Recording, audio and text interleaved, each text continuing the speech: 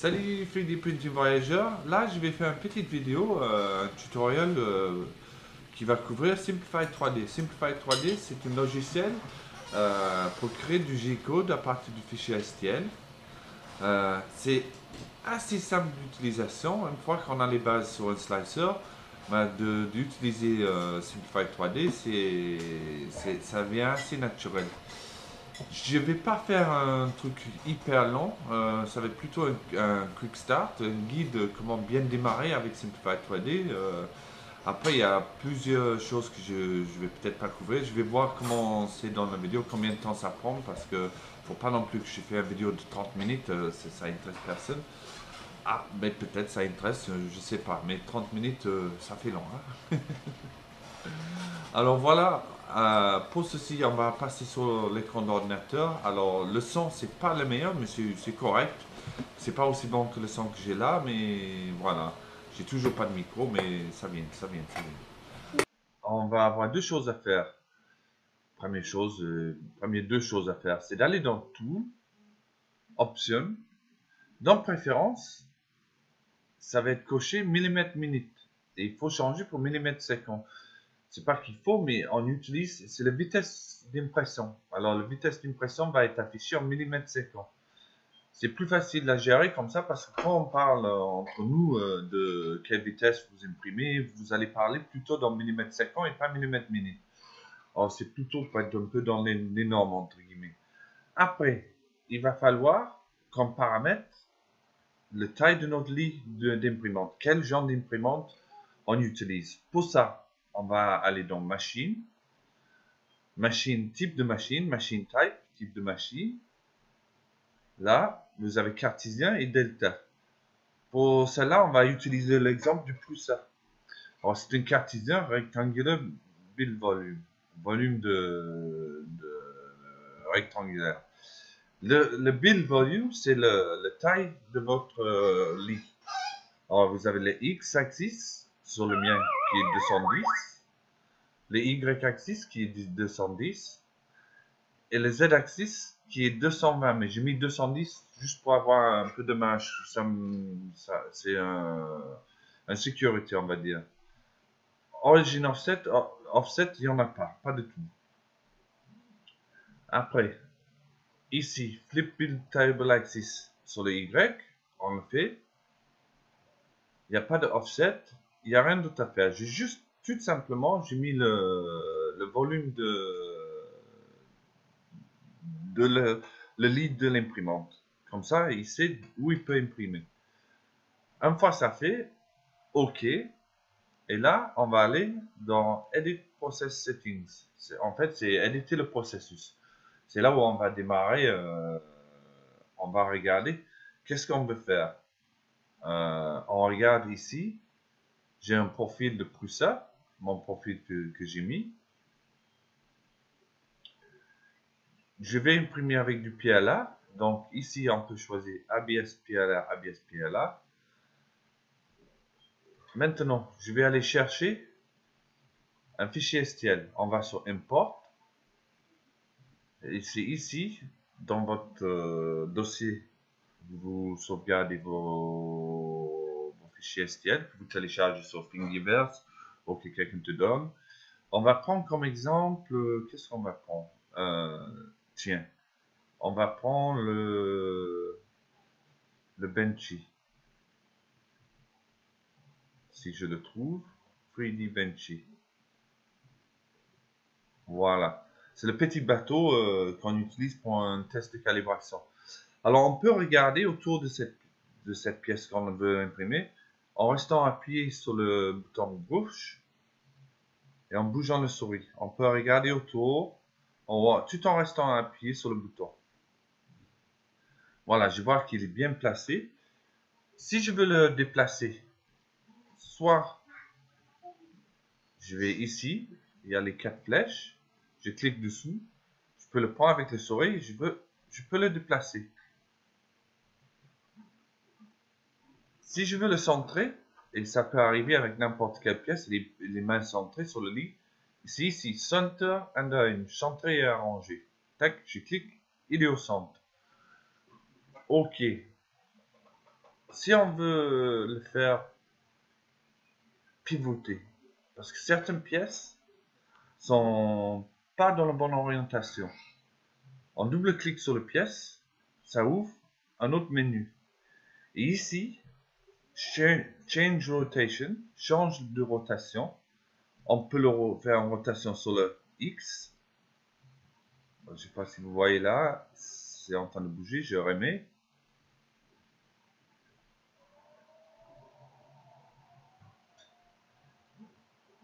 Voilà, sur le Y et sur le Z. On peut le faire en rotation dans tous les sens qu'on veut. Ça, c'est pratique. Aussi, on peut changer l'échelle. Change Scaling. Scaling, c'est l'échelle. Si on change une valeur, X, Y ou Z, les autres valeurs vont suivre. Ça va être à l'échelle. Voilà, je vais augmenter un peu le taille en utilisant. Je suis à 110%, 116, 119, je vais descendre. On peut même mettre des valeurs avec le clavier. Voilà, je vais remettre à 100%. Et je suis à 100%. Maintenant qu'on a notre fichier, il est à la bonne taille, il a la bonne rotation, il est bien centré sur le plateau.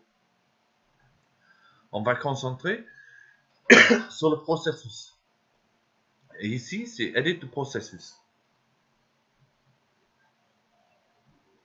Je clique dessous, ça m'ouvre une fenêtre pour les settings. Je vais imprimer avec du PLA. Là, je mets PLA. Première chose qu'on veut faire, c'est vérifier les températures. On va ici pour les températures. On a l'extrudeur, le bus, la tête, que j'ai à 190 pour mon PLA. Si je veux le changer, je double-clique dessous et je peux mettre les valeurs que je veux. Après, Heated Bed, c'est le lit chauffé. Pour le PLA, je chauffe à 40. Pareil, si vous voulez le changer, vous double-cliquez dessous. Vous mettez 55 ou le température qui vaut mieux pour ton PLA. Alors, je mets à 40 de nouveau. Alors, après, il y a Cooling. Très important. Alors, ici sur le PLA, j'ai deux instances de cooling. J'ai le layer numéro 1. Je veux 0. Sur le PLA, il faut toujours aucune ventilation sur la première couche. C'est beaucoup mieux, ça tient mieux sur le lit. Et c'est seulement à partir de deuxième couche que je vais passer à 100%. Voilà. Ça, c'est fait. Et c'est parti. Ici, c'est marqué 60, mais j'ai mis 100% ici. Il va partir à 100%. Le reste, vous en faites pas. Je ne vais pas couvrir, comme je dis, je ne vais pas tout couvrir parce que ça va faire une vidéo très très longue.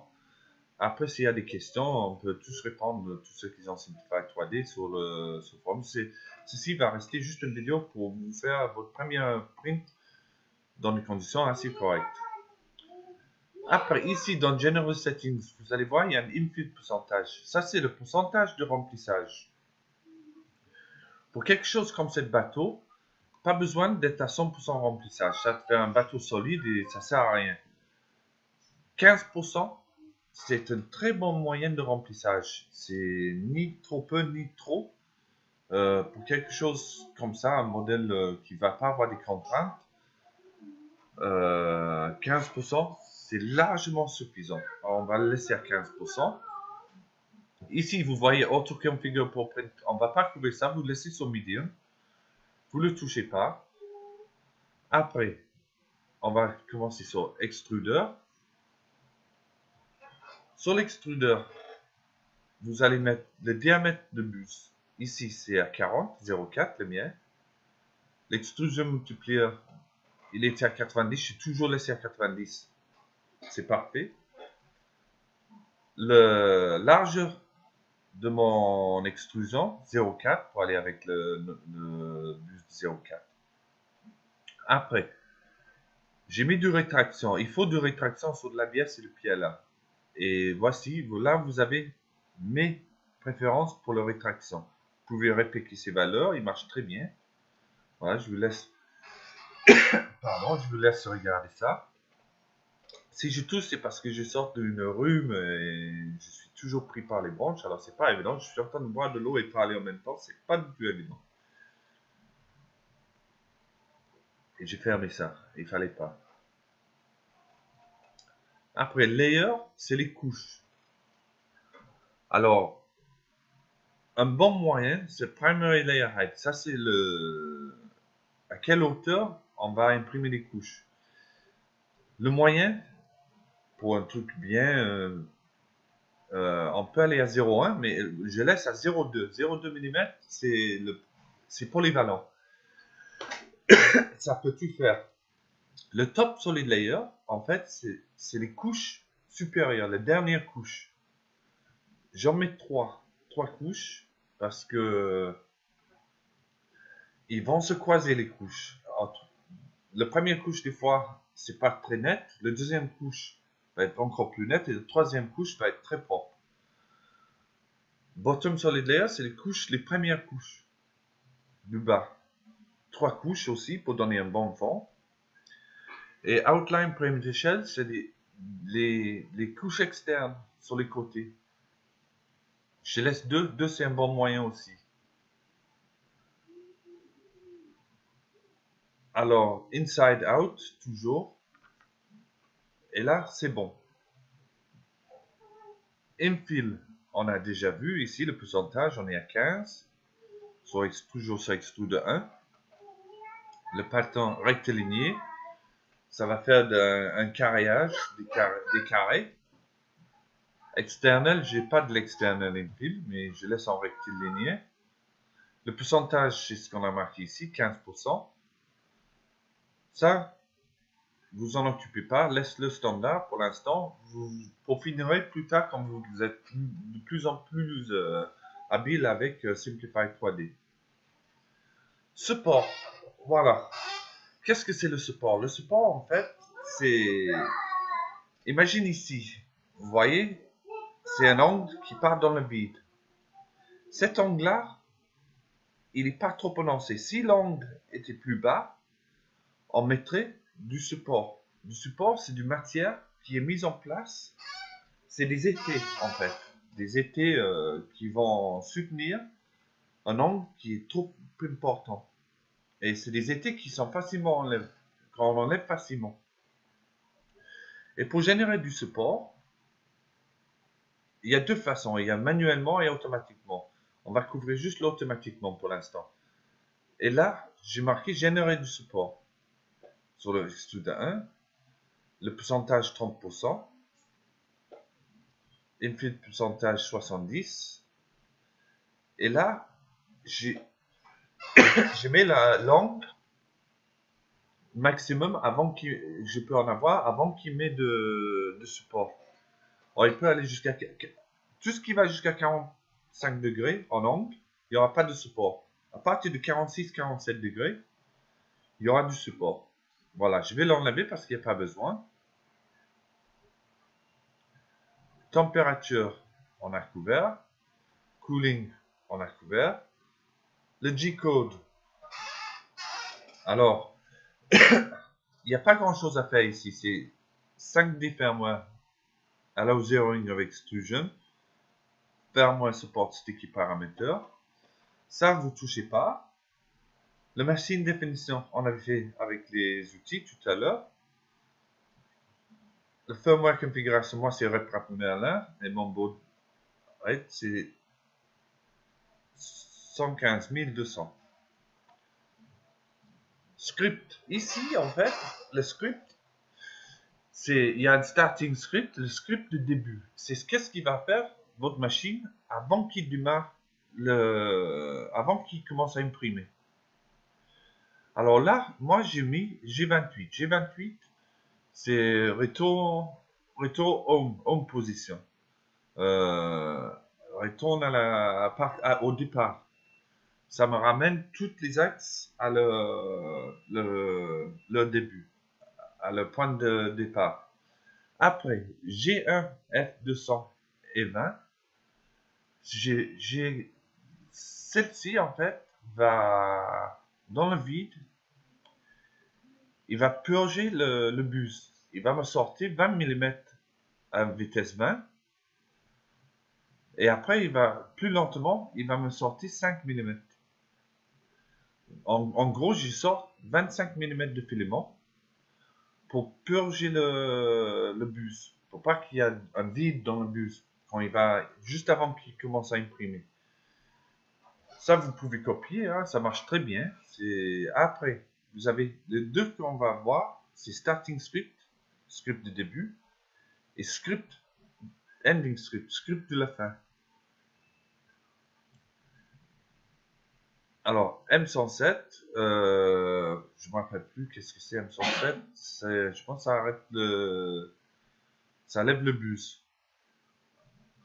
Après, G28, c'est retour à la point de départ, tous les axes.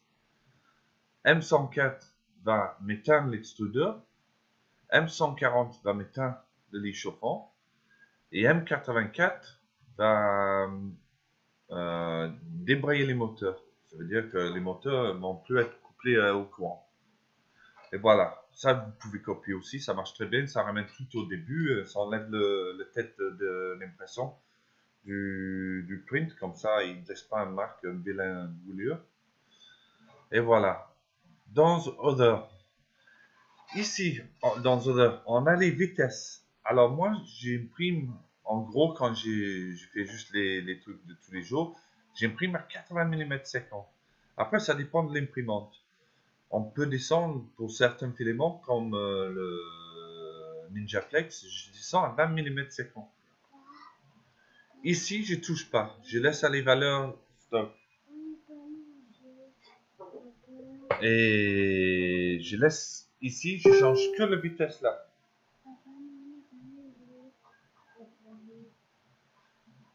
Après, les filaments de diamètre, il faut mettre ici. Moi, j'utilise du 1,75, filament 1,75. Là, c'est juste pour les calculs. On met le prix, je mets 20 par kilo. La densité, c'est 1,25 g au centimètre carré.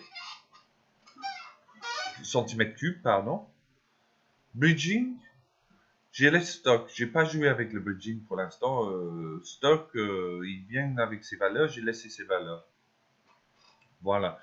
Le plus qui va vous intéresser ici, c'est le filament, le diamètre de filament et le default printing speed, la vitesse d'impression. Après, on va aller dans Advanced. Il n'y a pas grand chose à toucher ici. Voilà. Vous pouvez jouer avec une fois que vous êtes à l'aise avec Simplify 3D, mais moi, je touche pas ici. J'ai pas eu besoin, peut-être. Si. Il y a une seule chose que j'ai utilisée, c'est quand on veut redémarrer un print qui s'est arrêté. Si vous avez un print qui s'arrête à la moitié, pour un raison X ou Y, là, vous allez avoir sur l'écran de votre imprimante la mesure de Z. Disons que Z est à 19,70 mm. Ben, je peux redémarrer mon print. Ici, c'est démarre le print à cette hauteur. Alors, j'avais dit 17,78. Alors, je mets 17,78. Virgule, ça serait bien parce que voilà, 78 au commun. Voilà. Il va commencer le print à cette hauteur-là. À partir de cette hauteur. C'est-à-dire qu'il va couper le print. Il va commencer à imprimer par-dessous le parti qui est déjà fait. J'ai déjà utilisé un ou deux fois pour rattraper des prints qui sont arrêtés. Et ça marche assez bien. Une fois, ça m'a laissé un trait. Et sinon, ça m'a rattrapé deux, trois prints très bien. Mais là, je vais l'enlever. Et on a à peu près couvert tout. Là, maintenant, on va fermer ça.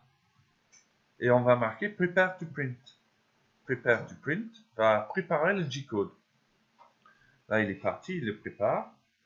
Et là, on voit ici le temps estimé pour imprimer, 1 heure 3 minutes. La longueur du filament utilisé, 3,12 m, le poids du plastique utilisé et le coût de matière. Alors, soit vous le faites sur USB, je ne conseille pas sur USB parce que ça veut dire une première partie de l'ordinateur. Et l'ordinateur a plusieurs choses qui peuvent se passer. Sur un print, vous pouvez avoir une mise à jour qui se met en route. Vous n'êtes pas devant l'ordinateur, il y a la mise en veille. Il y a la mise en veille qui peut interrompre le print aussi. Alors, le plus sûr, qui n'est pas 100% sûr non plus, c'est de sauvegarder à votre carte SD et mettre la carte SD dans l'imprimante. Pour ça, vous cliquez sur Save to Path to Disk. Vous avez le nombre de fichiers. Il va être sauvegardé sous G-code. Et vous enregistrez. Et là, vous aurez votre fichier sur votre carte SD que vous mettez dans l'imprimante et c'est parti. Vous imprimez à partir de votre imprimante. Voilà. Je ne vais pas couvrir plus sur cette vidéo. Je voulais juste donner comment débuter. Et c'est vraiment comment débuter pour faire après les peaufinages. Une fois que vous avez les bases, c'est le plus important. Après les peaufinages, vous pouvez le faire en posant des questions sur Facebook, voilà, Entraide, les plusieurs sites de pages Facebook qu'il y a. Où vous pouvez me poser des questions aussi, je suis toujours libre pour vous répondre. Voilà, on va revenir sur la caméra, je vais clôturer ça. Voilà, c'est terminé pour ce petit tutoriel. C'est pas le plus gros tutoriel du monde non plus, mais c'est juste un tuto pour que vous pouvez démarrer. Si vous avez des questions, n'hésitez pas. Il y a pas mal de monde, moi inclus, qui peut vous répondre à vos questions. J'espère que ça vous a plu. Si ça vous a plu, laissez un petit commentaire. Si vous avez des suggestions, des commentaires en bas aussi. Si vous n'êtes pas abonné, abonnez-vous, ça ne coûte rien et comme ça vous serez informé de mes nouvelles vidéos. Il y aura un petit message qui arrive sur votre page YouTube. En tout cas, moi je suis toujours dispo, c'est pas tout de suite, mais dans la journée, il y a presque tous les jours, je suis sur mon ordinateur, je regarde les messages, je réponds à tous les messages que je peux. Pour l'instant, c'est 100% réponse. Peut-être si ça prend plus d'ampleur, ça va être un peu plus difficile, mais pour l'instant, c'est 100% réponse. Si vous posez une question, je vais vous répondre. Voilà. Ok, entre deux.